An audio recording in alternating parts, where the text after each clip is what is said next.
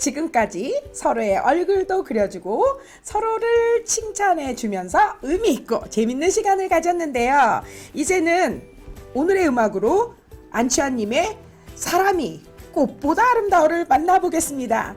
여러분, 사람이 꽃보다 아름다워의 포인트는요, 누가 뭐래도 사람이 꽃! 이렇게 악센트를 주셔야 돼요. 사람이 꽃보다 아름다워. 그 다음에 누가 뭐래도 그대는 꽃보다 아름다워. 그리고 노래의 온기를 품고 사는 바로 그대, 바로 당신, 이렇게 강조해 주시면서 부르시면 될 것 같아요. 자, 그러면 안치환님의 사람이 꽃보다 아름다워를 함께 신나게 불러보겠습니다. 누가 뭐래도 사람이 꽃보다 아름다워, 이 모든 외로움 이겨낸 바로 그 사람. 누가 뭐래도 꽃보다 아름다워 사는 그대, 바로 당신, 우린 참 사랑.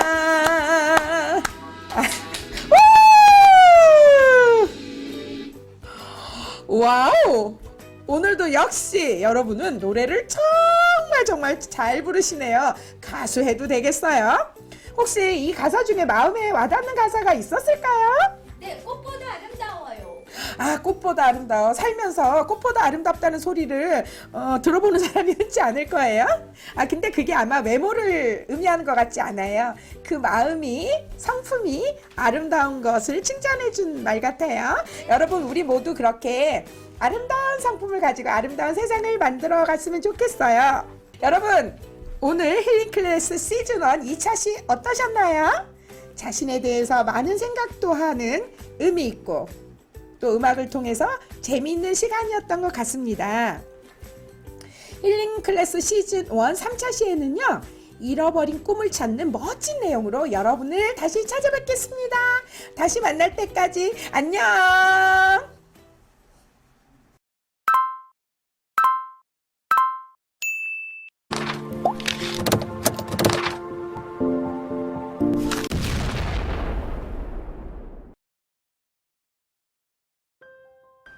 여러분 잘 지내셨나요?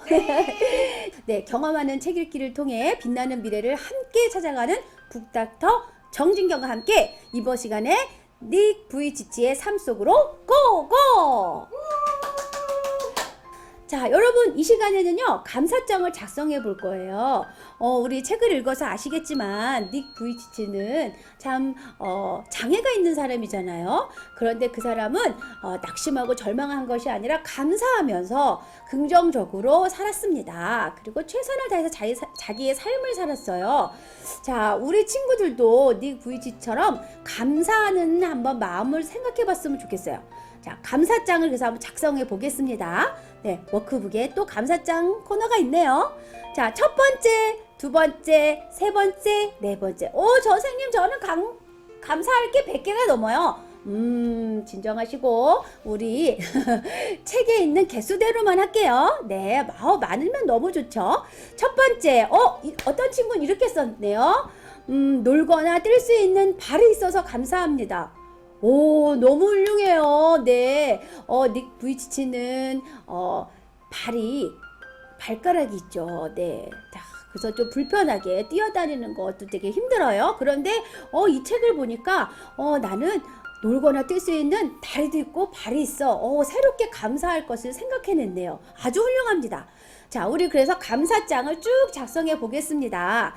네, 우리 감사장을 쭉 작성하시고 우리 친구들과 함께 나눠볼 거예요. 놀라운 감사거리가 많을 것 같네요. 네, 아주 훌륭하게 잘하셨습니다.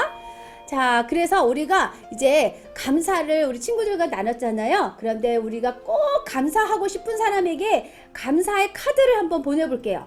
누가 있을까요? 저는 친구? 네, 친구가 제가 배가 고플 때 밥을 사줬어요. 너무 감사하죠. 또 누가 있죠? 네? 부모님이요. 부모님, 네, 부모님도 계시죠. 부모님은 나를 키워주시고, 나에게 따뜻한 옷도 주시고, 나를 사랑해주시고, 그렇죠. 할머니도 계시고, 할아버지도 계시고. 그래서 우리가 대상을 딱 한 분 선정해서, 요렇게 카드를 만들어서 선물해 드리도록 하겠습니다. 와, 카드를 받으시고 난 다음에 행복해 하시고, 기뻐하실 모습을 상상해 보니까, 마음이 아주 뿌듯해지네요. 네. 자, 여러분 예쁘게 카드를 한번 만들어 볼까요? 와, 여러분 아주 잘하셨습니다. 네, 예쁜 카드들이 완성이 됐고요. 눈물이 날 뻔했어요. 자, 여러분 우리가 이제 오늘은 감사할 것, 그리고 또 여러분에게 또 유익부지치의 책을 통하여서 또 읽은 것을 나누고 독서장을 한번 만들어 보고 독후감도 써봤습니다. 자, 무엇을 느꼈었을까요? 네. 한번 그 여운을 길게 가지시고, 다음에 그 세 번째 시간에 또 만나도록 하겠습니다. 다음 차시에는요, 내 시간 관리 습관이 어때서? 로 여러분을 찾아뵙겠습니다. 자, 그러면 여러분, 안녕! 다음에 만나요.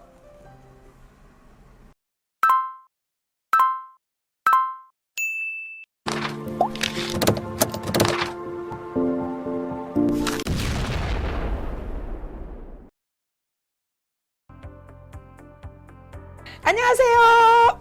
반갑습니다. 실업병과 백수병을 말끔히 치료하는 잡닥터 강은정입니다. 공기업, 대기업, 박살내기 프로젝트 시즌 1 2차 시에 함께해 주신 취준생 여러분 진심으로 반갑습니다. 우! 자, 지금부터 친절한 자소서 작성법을 알려드릴게요. 제가 여러분 취업 성공률이 정말 높잖아요. 공기업, 대기업 거의 뭐 이제 그 98% 이상 되는데요. 여러분이 그럼 이렇게 생각하실 수 있어요. 뭐 서울에 있는 뭐 스카이 같은, 카이스트 같은 좋은 대학생들을 공기업, 대기업에 합격시켰겠지? No, 그렇지 않아요. 저는요 지방 4년제, 그 다음에 지방 2년제, 그리고 뭐 특성화고 학생들을 공기업, 대기업에 합격시켰답니다. 그것도 거의 그 실패하자고 첫 번에 그냥 한 번에 합격하는 경우들이 훨씬 많았어요.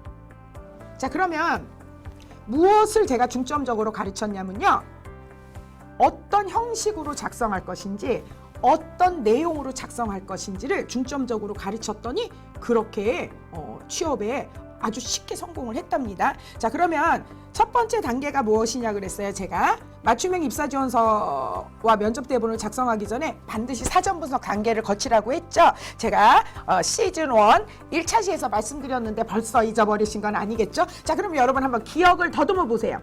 자, 사전 분석에서 첫 번째 단계가 뭐라고 했나요? 여기저기서 얘기가 들리는데 지금 기억을 못하는 것 같아요. 첫 번째 단계는 자기 분석이라고 했습니다.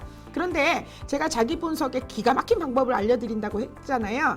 자기 분석에는 다양한 방법들이 있지만 에피소드 분석을 통해서 자기 강점 키워드를 도출할 거예요.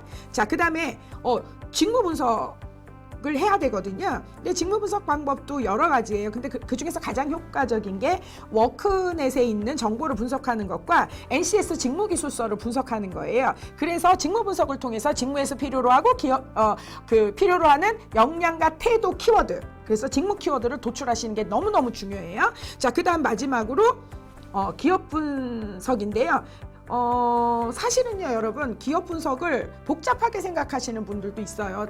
저도 저의 그 책에 9가지나 제시를 했거든요. 그런데요, 여러분, 그건 좀 나중 문제고요. 일단은 아주 어떻게 보면 단순한 방법 같지만 기업의 홈페이지라도 여러분이 제대로 분석하시잖아요. 그러면요, 기업 관련 키워드를요 100개 이상 도출하실 수 있어요. 이것은 제가 다년간의 경험을 통해서 알게 된 사실들입니다. 자, 그럼 여러분 보세요. 일단은 자기 분석, 직무 분석, 기업 분석을 이렇게 해요. 그러면 에피소드 분석을 해서 자기 강점 키워드도 수십 개 또는 100개가 넘게 나올 수도 있고요. 직무 분석도 보통은 100개 넘게 나와요. 그리고 기업 분석도 보통은 100개 넘게 나와요. 그러면 여러분 생각해 보세요. 이 많은 키워드들을 거의 이제 200개가 넘는 키워드를 두세 장의 자소서나 면접에서 여러분이 답변을 하실 때 보면은 질문이 한 5개 정도 받으면은 이제 많이 받는 거거든요. 그러면 그 5개의 면접 문항에 200개, 300개 되는 키워드들을 주장하고 증명할 수 있을까요? 없죠. 그래서 사실은 저는 어떻게 하냐면 그 자소서와 면접 대본을 작성할 때 일단 핵심 키워드를 선정하게 합니다. 자, 근데 학생들이 저한테 눈이 동그래져 갖고 찾아왔어요. 교수님, 제가요 지금 자소서를 쓰려고 하는데요, 한 문항에 500자밖에 안 돼요. 여러분, 500자가 쉬우세요? 1000자가 쉬우세요? 대부분의 80% 이상 1000자가 쉽다 그래요. 왜? 500자 안에 자신의 모든 것을 녹여내기가 되게 힘들거든요. 근데 여기서 또 한 가지 문제가 있어요. 1-1, 1-2. 500자 안에서도 문제가 2개씩이나 들어있는 거예요. 그러니까 이 친구들이 머리가 이제 무거워진 거예요. 왜? 핵심 역량 키워드 3개와 에피소드 하나를 매칭을 해야 되는데 그 매칭이 너무 힘든 거예요. 그래서 제가 이렇게 자소서 마인드맵을 작성하게 한 거예요. 일단 여러분이 자소서 문항을 작성하시기 전에 자소서 마인드맵을 통해서 그 문항에는 어떤 핵심 역량 키워드 3개를 주장을 하고 그 역량 키워드 3개를 가장 효율적으로 증명하는 에피소드는 뭐지 하고 이렇게 매칭을 시키시는 거예요.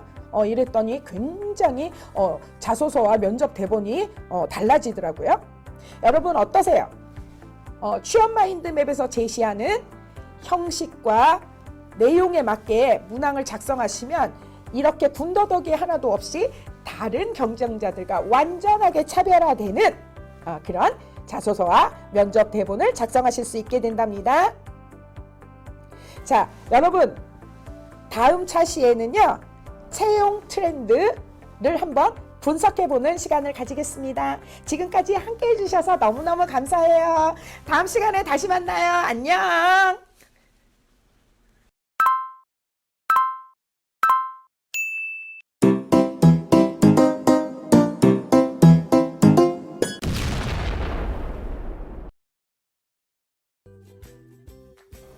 네, 안녕하세요. 중장년의 전직 고민과 직무 스트레스를 함께 해결하는 잡닥터 송규입니다. 반갑습니다.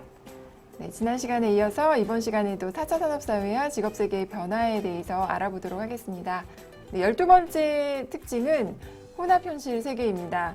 저는 증강현실 하면 생각나는 게 포켓몬고 게임인데요. 속초 지역이 유일하게 포켓몬고 플레이가 가능한 지역으로 알려지면서 한때는 속초행버스가 매진된 적이 있는데 여러분들 혹시 기억나시나요? 네. 증강현실은 사람들이 보는 현실 세계의 3차원의 가상문체를 보여주는 기술인데요. 폰에 앱을 깔고 길거리를 걸으면서 실제로 보이지는 않지만 폰에서 포켓몬이 등장하면서 그 포켓몬을 잡는 게임이었잖아요. 그때 신기하기도 해서 그런지 인기가 어마어마했었던 것 같습니다. 그때는 굉장히 낯설었는데 현재는 사실 가상현실과 증강현실의 공존으로 두세 개의 부분이 모호한 상황이 너무나도 익숙하게 되어버린 것 같습니다. 이제 이런 현상에 따라서 웨어러블 컴퓨터나 로봇 비서, 또 클라우드 컴퓨터, 온라인 학교, 커뮤니티 관련 일자리의 수요가 증가할 것으로 예상되고 있습니다. 그 13번째 특징으로는 빈부의 격차가 굉장히 심화되고 있다는 것입니다. 정보화 사회로 진입하면서 승자 독식 구조로 인한 빈부격차 양극화가 어느 때보다도 심각해질 것으로 예상이 되고 있는데요. 이와 관련된 일자리로는 민간 보안산업, 공동체적 사회산업 등과 같은 일자리가 있겠습니다. 14번째 특징은 기술 집약성과 빠른 기술 변화입니다. 생산에 들어가는 생산 요소 가운데 기술의 집중도가 높은 것을 기술 집약적이다라고 하는데요. 나노 기술이 발달하면서 모든 사물의 제조가 가능해지게 되었고 이로 인해서 종교와 과학의 갈등 가능성이 생기고 있습니다. 이에 따라서 심리치료, 또 종교의 확대, 인간 생명 연장 분야에 대한 일자리가 기대되고 있습니다. 15번째 특징은 유전자 조작 및 복제 기술이 진화되면서 식량 문제가 해결될 수 있고 의학기술 발전이 기대되고 있습니다. 관련된 일자리로는 인공지능 분야, 인지과학 분야, 생명공학 개념 연구, 로봇 산업 분야 등이 있을 것으로 예상되고 있습니다. 마지막으로 16번째 특징은 즐거움 추구입니다. 게임과 복권 산업, 모바일 산업을 통한 일자리 증가가 예상되기 때문에 온라인 게임 사업, 영화, 또 애니메이션 관련 일자리를 찾아보는 것도 좋을 것이라고 생각됩니다. 네, 이상으로 4차 산업사회의 특징에 따라서 어떤 일자리가 늘어날까에 대해서 알아보았는데요. 여러분들 어떠세요? 변화에 도전할 마음이 생기셨나요? 네, 관심 분야의 일자리를 좀 더 자세히 알아보고 준비한다면 여러분에게도 두려움이 아니라 도전이 즐거운 도전이 되지 않을까 생각합니다. 이런 도전에 저희 잡닥터즈가 힘이 되어드리고 싶습니다. 네, 저희 잡닥터즈가 중장년 새 출발 카운슬링 프로그램을 통해서 여러분의 도전을 함께 하겠습니다. 감사합니다.